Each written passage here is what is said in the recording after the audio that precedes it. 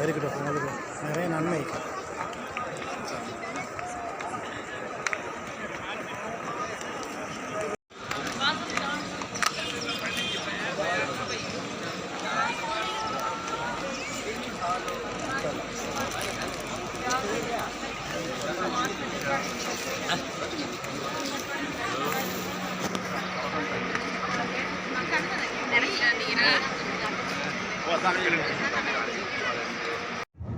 ஸல்லல்லாஹு அலைஹி வஸல்லம் அவர்களும் அவருடைய உற்ற நண்பர் அபூபக்கர் சித்திக் ரலியல்லாஹு அன்ஹு அவர்களும் ஹிஜ்ரத்துடைய பிரயாணத்தின் போது ஓய்வெடுப்பதற்காக வேண்டி எந்த மலையிலே தங்கினார்களோ அந்த சௌர் குகை அமைந்திருக்கக்கூடிய மலையை நோக்கி போகிறோம்.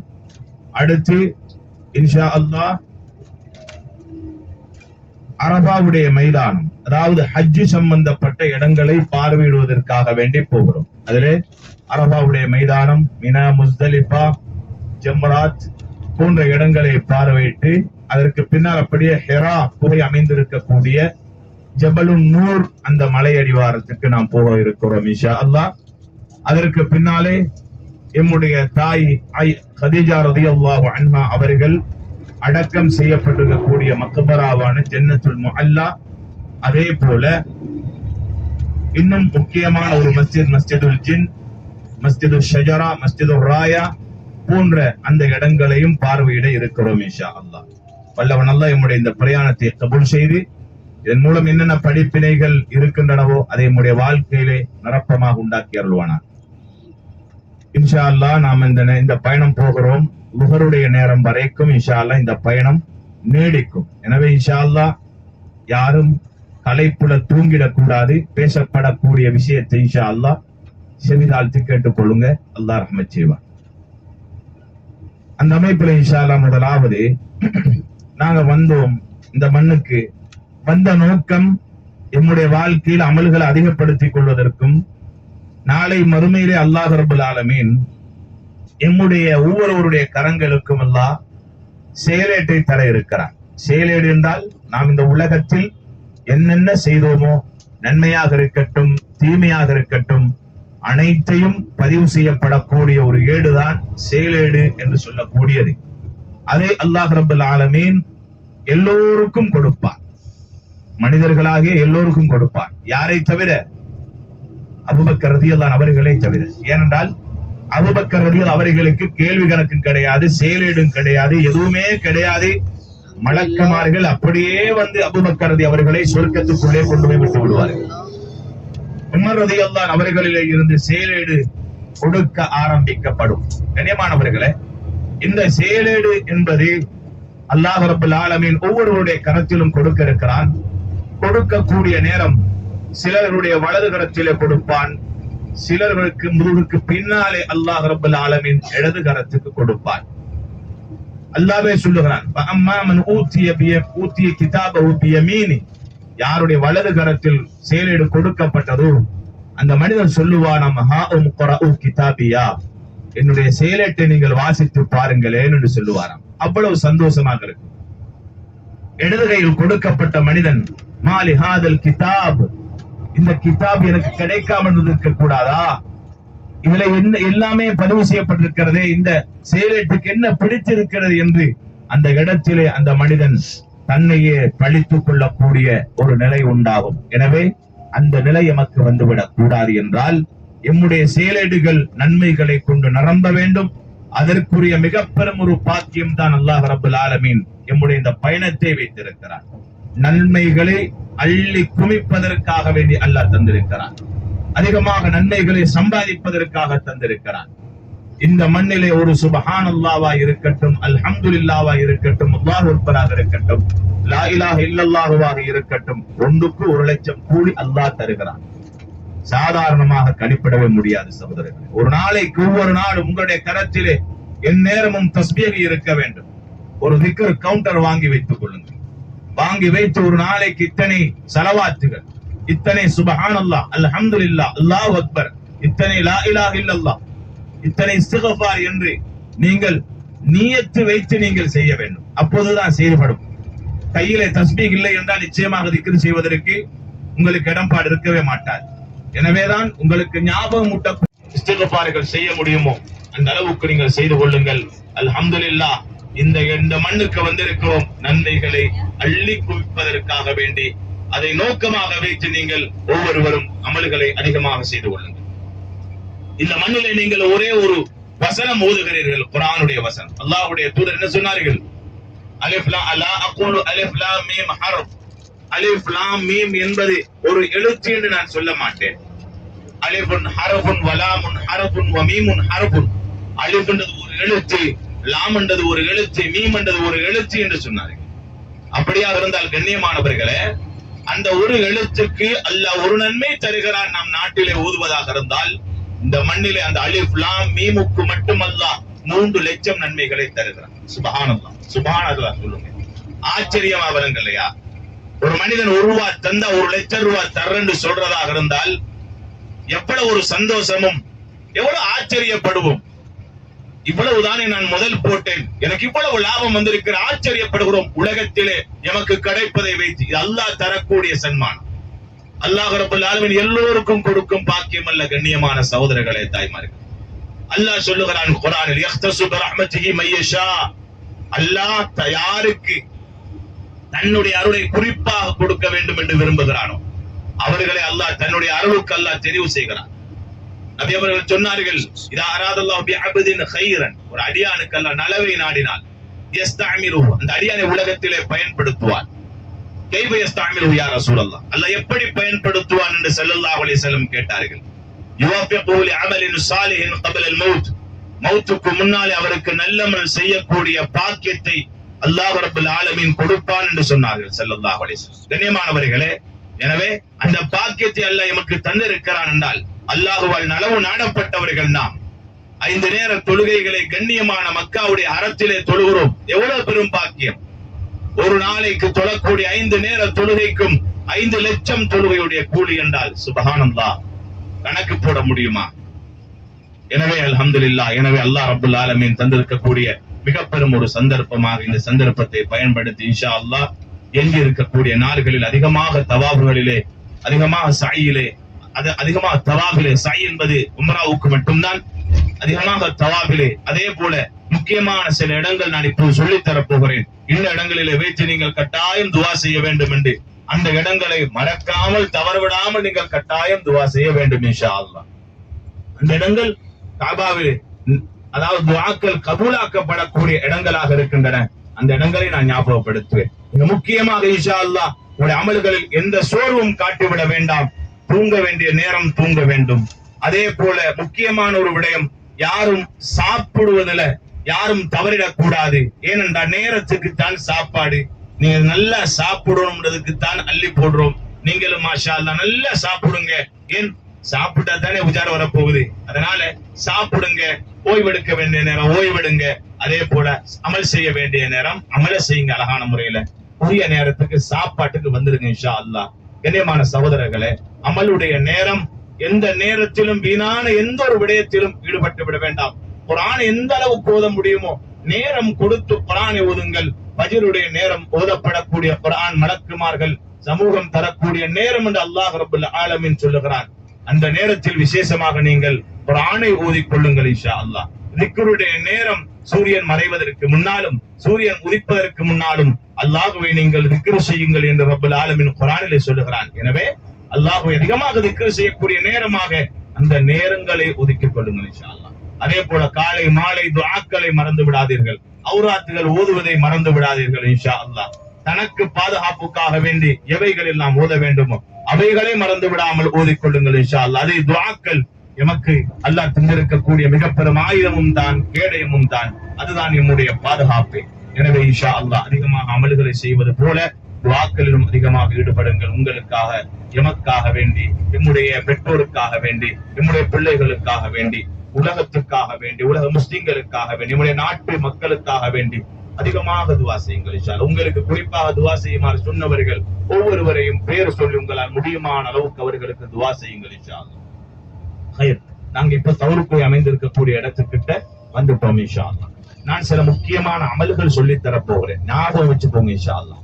இதுதான் நம்முடைய செயலட்டை நிரப்புவதற்கு அல்லாஹ் தந்த மிக பெரும் ஒரு சந்தர்ப்பமான, மிக பெரும் பாக்கியமான அமல்களாக இருக்கும். சுப்ஹானல்லாஹி வ பிஹம்திஹி சுப்ஹானல்லாஹில் அஸீம். சொல்லுங்க எல்லாரும் பாப்போம். சுப்ஹானல்லாஹில் அஸீம், சுப்ஹானல்லாஹி வ பிஹம்திஹி சுப்ஹானல்லாஹில் அஸீம். சொன்னாங்க ஸல்லல்லாஹு அலைஹி வஸல்லம், கலிமத்தான் கஃபீஃபத்தான் அலல் லிசான். ரெண்டு கலிமாக்கள் உண்டு, நாவுக்கு முடிகிறதுக்கு லேசு.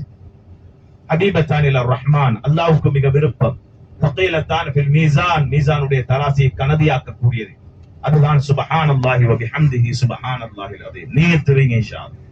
ஒரு நாளைக்கு ஆக குறைஞ்சது 500 சரி ஓதுங்க. ஓதுவோமா இன்ஷா அல்லாஹ்? 500 சரி ஓத வேண்டும் நியத்து வைங்க.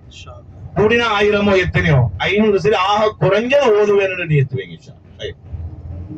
இப்ப நாங்க சவுருக்கு அமைஞ்சிருக்கக்கூடிய இடத்துக்கு வந்திருக்கோம். உங்களோட வலது பக்கம் பாருங்க, எல்லாரும் கேட்ன சைடு ஆயிக்கும். ஆக டொப்ல பாருங்க, உயரத்துல 2 கல்லுகளுக்கு ஒரு இடைவெளி மாறிக்கு தானே, அதுதான் சவுருக்கு. இன்ஷா அல்லாஹ் நான் கொஞ்சம் முன்னுக்கு போயிட்டு நான் ஞாபகப்படுத்துறேன்.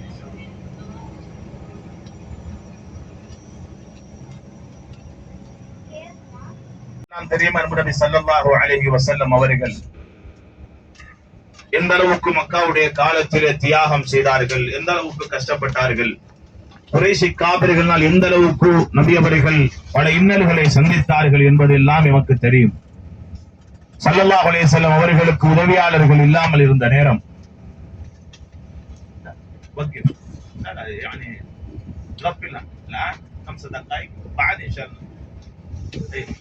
بعدما نزلنا ان شاء الله، بعد نزلنا ان شاء الله اخيرا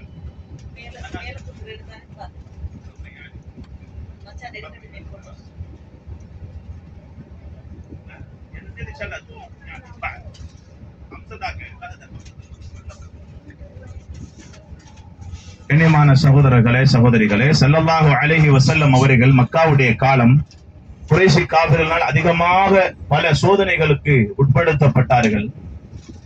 ஸல்லல்லாஹு அலைஹி வஸல்லம் உயிருக்கு கூட உத்தரவில்லாத ஒரு காலமாக, உத்தரவாதம் இல்லாத ஒரு காலமாக மக்காவுடைய காலம் இருந்தது. இஸ்லாம் கொஞ்சம் கொஞ்சமாக வளர ஆரம்பிக்கும் போது ஸல்லல்லாஹு அலைஹி வஸல்லம் அவர்களையும் யாரெல்லாம் அவருடைய இஸ்லாத்தை ஏற்றுக்கொள்கிறார்களோ அவர்களெல்லாம் தாக்க வேண்டும், நோவினை செய்ய வேண்டும் என்று முடிவு செய்தார்கள் குறைஷி காபிர்கள். அதற்கு பின்னாலே அல்லாஹ்வுடைய தூதரை நேரத்திற்கு நேரம் வார்த்தைகளினாலும் நோவடித்தார்கள், செயல்களினாலும் நோவடித்தார்கள். அப்போது அல்லாஹ்வுடைய தூதர் அதிகமான நோவினைகள் உள்ளத்திலே நொந்து விடுவார்கள். நோவினை அடையக்கூடிய ஒவ்வொரு நேரமும் அல்லாஹ் ரப்பல் ஆலமீன் தன்னுடைய நபிக்கு ஆறுதல் சொல்லிக் கொண்டே இருப்பார். ஒரு கட்டம் ஸல்லல்லாஹு அலைஹி வஸல்லம் அவருடைய உள்ளங்கள் எல்லாம் உடைந்து நொறுங்கியவர்களாக உட்கார்ந்து கொண்டிருக்கும் போது உடனே அல்லாஹ் ரப்பல் ஆலமீன் ஜிப்ரீல் அலைஹிஸ்ஸலாம் அவர்களை வசனத்தோடு அனுப்புகிறார். ஜிப்ரீல் அலைஹிஸ்ஸலாம் வந்து அல்லாஹ்வுடைய வசனத்தை எத்தி வைக்கிறார்கள். வலகத் நஅலமு அன்னக யலீகு ஸத்ருக பிமா யகூலுன். நபியே, அவர்கள் சொல்லக்கூடிய வார்த்தை உங்களுடைய உள்ளத்தை நோவடிக்கிறது என்று நமக்கு தெரியும். ஆனாலும் நீங்கள் கவலைப்பட வேண்டாம் நபியே. அதற்குரிய பரிகாரம் என்ன தெரியுமா? ஃபஸப்பிஹ் பிஹம்தி ரப்பிக வகும் மினஸ் சாஜிதீன். அல்லாஹ்வை நீங்கள் தஸ்பீஹ் செய்யுங்கள். இதெல்லாம் எமக்கும் மிக பெரும் பாடம். நோவினைகள் வந்தால் தஸ்பீஹ் செய்யுங்கள் அதிகமாக. வகும் மினஸ் சாஜிதீன், நீங்கள் சுஜூதிலே விழுந்து விடுங்கள் நபியே என்று அல்லாஹ் ரப்பல் ஆலமீன் தன்னுடைய நபிக்கு சொல்லிக் கொடுத்தார். கண்ணியமானவர்களே, அதை கொண்டு எமக்கு சாதிக்க முடியாது எதுவுமே கிடையாது. உலகத்தில் எத்தனை சோதனை வரட்டும் பரவாயில்லை, எத்தனை நோவினை வரட்டும் பரவாயில்லை, அத்தனை நோவினைகளின் போதும் பொறுமை காப்பவன் தான் முஃமின். அல்லாஹ் சொல்லக்கூடிய மிக பெரும் ஒரு பரிகாரம் தான், நீ எனக்கு அதாவது என்னை தஸ்பீஹ் செய், அதே போல நீ சுஜூது செய் என்று அல்லாஹ் ரப்பல் ஆலமீன் தன்னுடைய நபிக்கு சொல்லிக் கொடுத்தான். கண்ணியமானவர்களே, இத்தனை நோவினைகளுக்கு பின்னால் மக்காவுடைய காலம் கடுமையான கஷ்டம். பின்னாலே தாயிஃபுக்கு போகிறார்கள் ஸல்லல்லாஹு அலைஹி வஸல்லம். யாருடைய வஃபாத்துக்கு பின்னால்? கதீஜா ரலியல்லாஹு அன்ஹாவுடைய மற்றும் அபூ தாலிபுடைய வஃபாத்துக்கு பின்னால் ஸல்லல்லாஹு அலைஹி வஸல்லம் தனக்கு உதவியாளர்கள் அங்கே இருப்பார்கள் என்ற ஆசையோடு போகிறார்கள், மேலெண்ணத்தோடு போகிறார்கள். போன இடத்திலே அங்கும் அல்லாஹ்வுடைய தூதருக்கு தோல்வியும், அவர்களை நோவடித்தார்கள் குறைஷிக்க. அதே போல அந்த தாயிஃபுடைய தகீஃபாசிகள் ஸல்லல்லாஹு அலைஹி வஸல்லம் அவர்கள் அங்கிருந்தும் உள்ளம் உடைந்தவராக வருகிறார்கள். வந்தவர்கள் கவலையோடு தன்னுடைய தோழர்களோடு இருக்கும் போது அல்லாஹ் ரப்பல் ஆலமீன் வழியை திறந்து கொடுக்கிறான். ஹிஜ்ரத்துக்குரிய பிரயாணத்தை நீங்க மேற்கொள்ள வேண்டும் மக்காவில் இருந்து மதீனாவுக்கு என்று. ஸல்லல்லாஹு அலைஹி வஸல்லம் அவர்கள் அந்த நேரத்தில் தன்னுடைய தோழர்களோடு மஷூரா பண்ணுகிறார்கள்.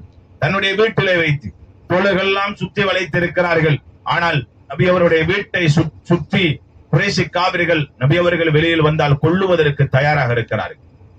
அந்த நேரம் ஸல்லல்லாஹு அலைஹி வஸல்லம் அவருடைய தன்னுடைய படுக்கையில இருந்தவர்கள் எழும்பி சொன்னார்கள், சில வேளைகளில் குறைஷி காபிர்கள் உள்ளால் நுழைந்தார்கள் என்றால் நான் இருப்பதை பார்த்து என்னை கட்டிலே வைத்தே கொண்டு விடுவார்கள். எனவே என்னுடைய படுக்கையில் உங்களில் யார் படுப்பதற்கு தயார் என்று கேட்ட நேரம் ஹஜ்ரத் அலி ரலியல்லாஹு அவர்கள் சொன்னார்கள், யா ரசூலல்லாஹ், நீங்கள் உங்களுடைய பிரயாணத்தை மேற்கொள்ளுங்கள், நான் உங்களுடைய படுக்கையிலே படுக்கிறேன்.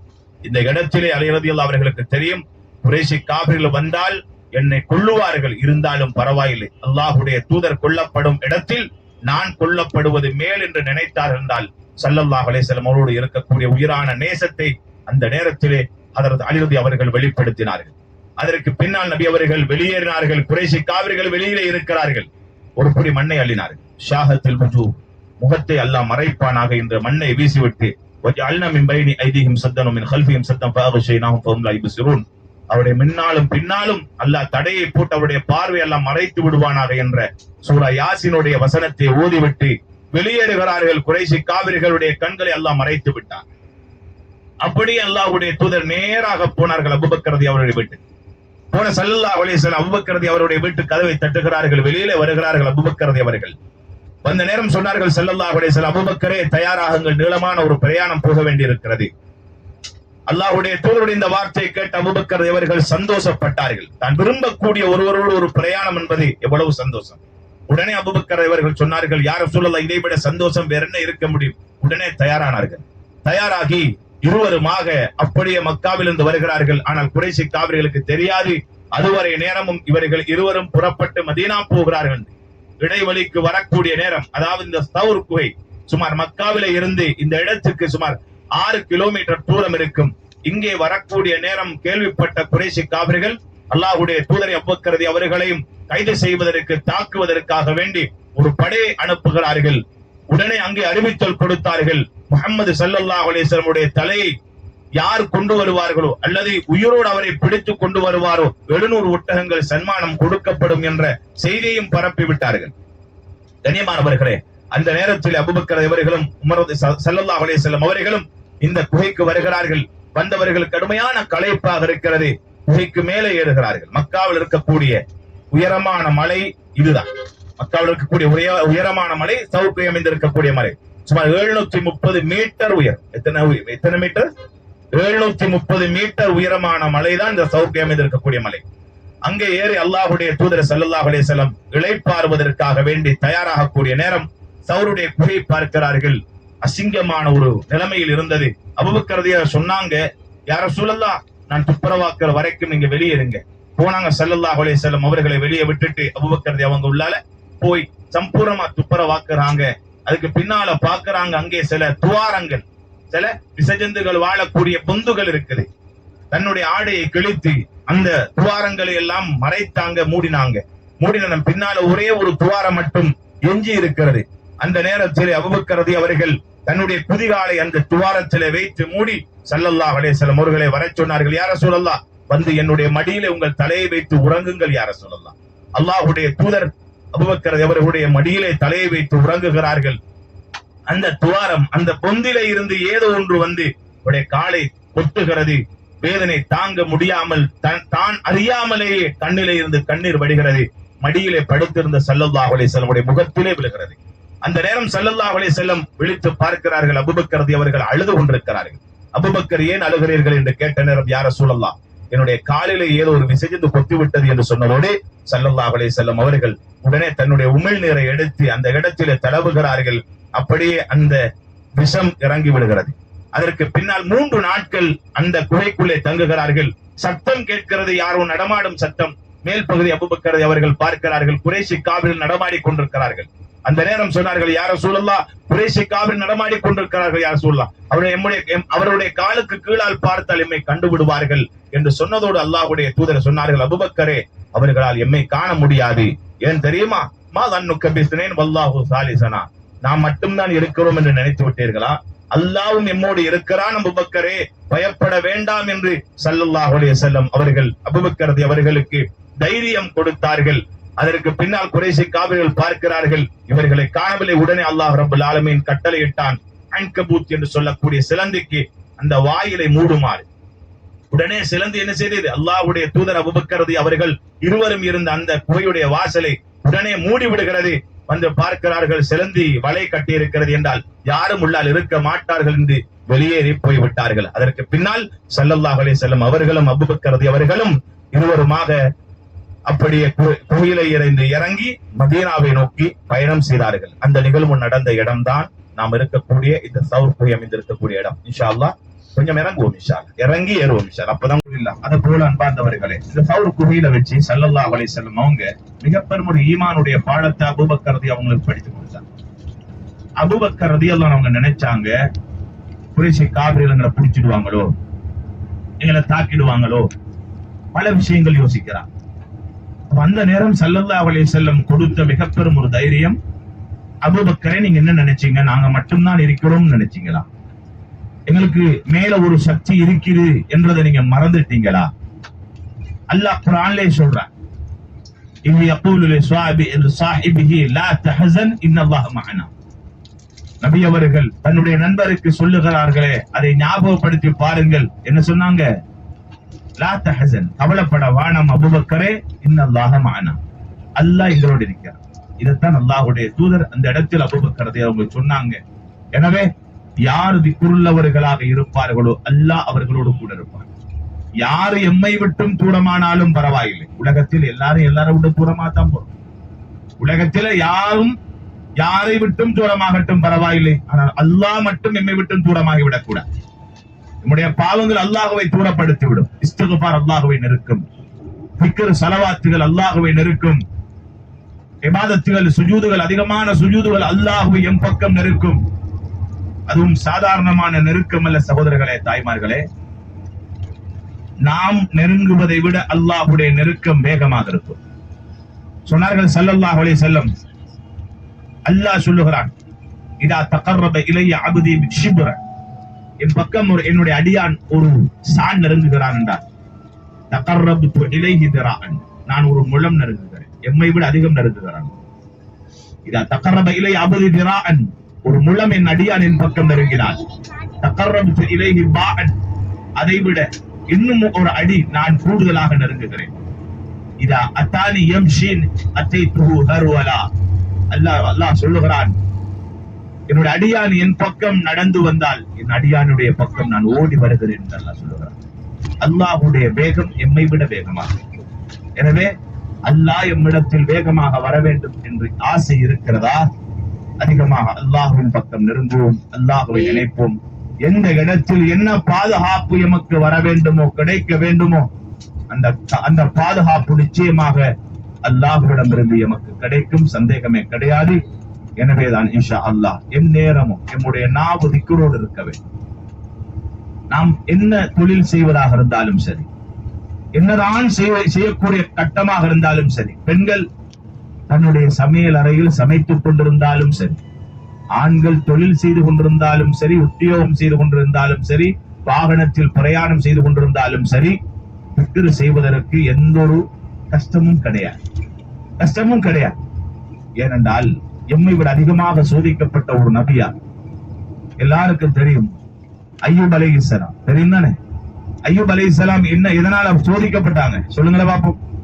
கடுமையான ஒரு நோய் வந்துச்சு. எந்த அளவுக்குன்னா குடும்பம் கூட, அந்த ஊரார்கள் கூட கொண்டு போய் இவங்களை குப்பை கொட்டக்கூடிய இடத்துல போட்டுருவாங்க. தன்னுடைய மனைவியும் அவருடைய நண்பர் ஒருவர் மட்டும்தான் அவர்களுக்கு உதவியாக இருந்தார். மனைவி கைவிடல் எந்நேரமுமே கூடவே இருந்தார்களாம். அடிக்கடி போய் துப்புரவாக்குவார்கள். கடைசியா அவருடைய உடம்பு முழுக்க அந்த அரிப்பு, அதாவது அந்த நோய் வந்து நாவை வரக்கூடிய நேரம் அழுதார்களாம். அல்லாஹ்விடத்திலே அழுது சொன்னார்களாம், யா அல்லாஹ், என்னுடைய உடம்பில் அசைப்பதற்கு எந்த ஒரு உடல் உறுப்பும் தைரியமும் செயலுள்ளதாக இல்லையா அல்லாஹ். அனைத்தும் சோதிக்கப்பட்டு விட்டது, அனைத்துமே சோதிக்கப்பட்டு விட்டன. எஞ்சி இருப்பது என்னுடைய நாவு மட்டும்தான். இதையும் இந்த நோய் வந்து பிடித்து விட்டால் உன்னை நான் எப்படி திக்ர் செய்ய போகிறேன், என் நாவை நான் எப்படி அசைப்பேன் யா அல்லாஹ் என்று அல்லாஹ்விடத்திலே அவர்கள் கேட்கிறார்கள். சுப்ஹானல்லாஹ். கண்ணியமானவர்களே, உன் உடம்பில் நோய் வந்து கூட அல்லாஹ்வை அவர்கள் மறந்து, இன்னும் பணம் கூடிவிட்டால் அல்லாஹ்வை மறந்து விடுகிறார்கள். சிலர்கள் ஆட்சி அதிகாரம் வந்து விட்டால் மறந்து விடுகிறார்கள். தைரியங்கள் வந்து விட்டால் மறந்து விடுகிறார்கள். சிலர்கள் நோய் வந்தாலே அல்லாஹ்வை மறந்து விடுகிறார்கள். என் நேரம் அல்லாஹ்வை திக்ர் செய்யுங்கள், அல்லாஹ் எம்மோடு கூட இருப்பார். இந்த பாடத்தை அல்லாஹ்வுடைய தூதர் ஸல்லல்லாஹு அலைஹி வஸல்லம் அவர்கள் அந்த சௌர் குகையிலே வைத்து அபூபக்கர் அவர்களுக்கு படித்துக் கொடுத்தார். அது போல கண்ணியமானவர்களே, ஸல்லல்லாஹு அலைஹி வஸல்லம் அவர்கள் இன்னொரு முக்கியமான ஒரு சம்பவம், நான் நினைக்கிறேன் பின்னால நிறைய பேர் தூக்கம்னு நினைக்கிறேன், முழிச்சிருக்கிறவங்க கேளுங்க. அப்ப ஸல்லல்லாஹு அலைஹி வஸல்லம் அவங்க அந்த சௌர் கோயில் இருக்கக்கூடிய நேரம் கேள்விப்படுறாங்க, பின்னால ஒருத்தன் துரத்தி கொண்டு வர்றான். அவர் யாரு தெரியுமா? சுராக்கத் பின் மாலிக் என்று சொல்லக்கூடியவர். அல்லாஹ்வுடைய தூதரோட தனிப்பட்ட எந்த பகைமையும் இல்லாத ஒரு மனிதர் தான் அவர். அவ்வளவு ஒரு மோசமான ஒரு மனிதர் அல்லவர். அந்த மனிதர் வரக்கூடிய நேரம் அபூபக்கர் ரலியல்லாஹு சொன்னார்கள், யா ரசூலல்லாஹ், சுராக்கத் பின் மாலிக் வாளை ஏந்தி கொண்டு ஒட்டகத்திலே வருகிறான், உங்களை கொல்லுவதற்கு வருகிறான், நெருங்கி விட்டான் யா ரசூலல்லாஹ். சொன்னார்கள் ஸல்லல்லாஹு அலைஹி வஸல்லம், அந்த சுராக்கத் பின் மாலிக் எம்மை நெருங்க முடியாது. சுராக்கத் பின் மாலிக் எம்மை நெருங்க முடியாது அபூபக்கரே. யா ரசூலல்லாஹ், நெருங்கி விட்டான் யா ரசூலல்லாஹ், எம்மை நெருங்க முடியாது, விடுங்கள், அவன் வரட்டும் அபூபக்கரே. அல்லாஹ்வுடைய தூதருக்கு சமீபமாக வந்து வாளை ஓங்குகிறான். உடனே அல்லாஹ்வுடைய தூதர் சொன்ன வார்த்தை என்ன தெரியுமா? ஒரு துஆவை ஓதினார். இந்த துஆ நம்முடைய வாழ்க்கையிலே, ஏனென்றால் நாமும் நம்முடைய வாழ்நாளிலே பல எதிரிகளை சந்தித்திருக்கலாம், சந்திக்கவும் வேண்டி இருக்கலாம். எந்த கட்டமாக இருந்தாலும் இந்த துஆ எமக்கு கை கொடுக்கும் என்பதற்காக நான் ஞாபகப்படுத்துகிறேன். இதை பாடமாய் கொள்ளுங்கள். அல்லாஹும்ம க்ஃபினீஹி பிமா ஷிஅத, அல்லாஹும்ம க்ஃபினீஹி பிமா ஷிஅத.